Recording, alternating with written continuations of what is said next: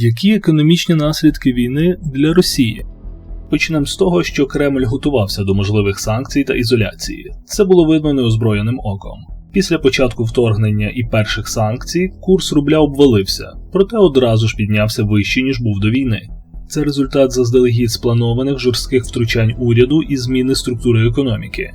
Також були тимчасові фактори, такі як високі ціни на енергоносії, які деякі на той час залежні європейські країни закуповували наче на Чорну п'ятницю.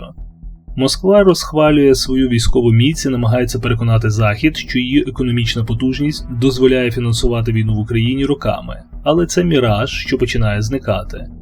Можливо, саме тому військова допомога Україні прибувала так повільно і дозовано. Потрібен був час, щоб золотовалютний резерв і запаси Кремля на війну почали вичерпуватись.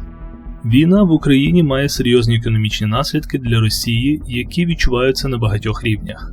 Західні країни ввели обмеження на доступ російських банків до міжнародних фінансових ринків. Це ускладнило доступ до іноземного капіталу та фінансування. Обмеження на експорт та імпорт торкнулися багатьох галузей, включаючи енергетику, технології та промисловість. Багато міжнародних компаній припинили свою діяльність в Росії або вийшли з ринку, що спричинило втрату інвестицій та робочих місць. Активи російських олігархів та державних компаній за кордоном були заморожені, що послабило фінансовий вплив і ресурси Росії. Заморожені державні активи Росії Захід не поспішає віддавати Україні, хіба відсотки з них, але вже дав зрозуміти, що і Рашка їх не побачить, доки не закінчиться війна і Росія не почне виплачувати репарації Україні. Звичайно, цього не буде, а отже ті сотні мільярдів доларів в розпорядження Кремля вже не повернуться.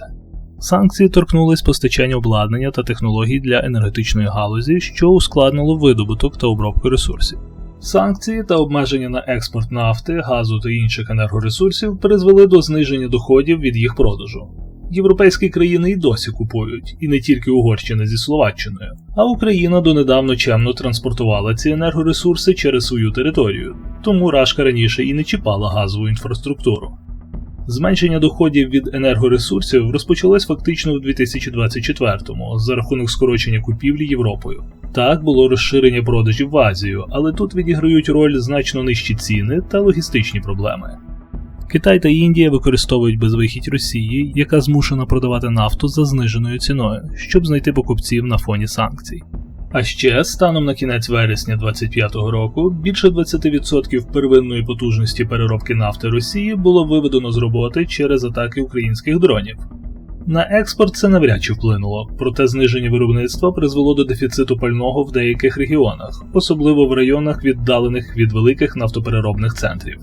І як наслідок виникла комічна ситуація, коли Росія сама змушена закуповувати бензин в Білорусі. Закриття підприємств та відтік іноземних компаній спричинили зростання безробіття. Санкції та порушення ланцюгів постачання призвели до підвищення цін на товари та послуги, збільшивши інфляцію. Росія була змушена використовувати свої золотовалютні резерви для стабілізації економіки та підтримки курсу рубля.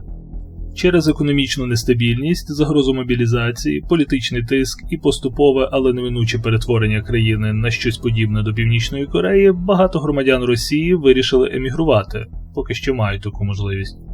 Війна вимагає значних фінансових ресурсів для підтримки військових операцій та забезпечення армії. Значні витрати на оборону призводять до скорочення фінансування інших секторів економіки, таких як охорона здоров'я, освіта та соціальні програми.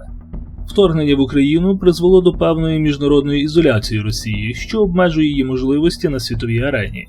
Відмова західних компаній від співпраці з Рашкою обмежує доступ до сучасних технологій та інновацій.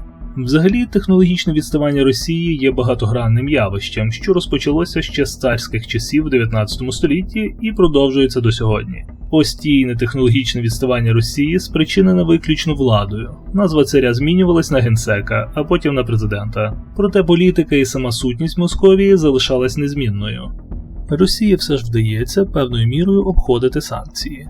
Росія шукає альтернативні ринки постачання, часто в країнах, які не підтримують санкції або мають обмежене їх застосування. Використовує посередників у країнах, які не підлягають санкціям для купівлі товарів та технологій. Часто товари і технології потрапляють до Росії нелегально. Щоб обійти обмеження на міжнародні фінансові транзакції, використовує різні фінансові інструменти, такі як криптовалюти. Російські компанії створюють нові юридичні структури, щоб мінімізувати вплив санкцій. Але загалом жодні санкції не змусять російську владу зупинитись, оскільки вони знають, як тільки війна закінчиться, зняття санкцій стане питанням часу. Цікаво те, що російська економіка настільки сильно переорієнтована на війну, що якби війна зараз припинилась без зняття санкцій, Росія не вижила б. Московія вичерпала свої валютні резерви, призначені для протидії санкціям, але вже не може зупинитись. Яскравий приклад – при підписанні контракту за участь у війні скоротили виплати. Тобто пряники закінчуються, скоро почнуться батоги.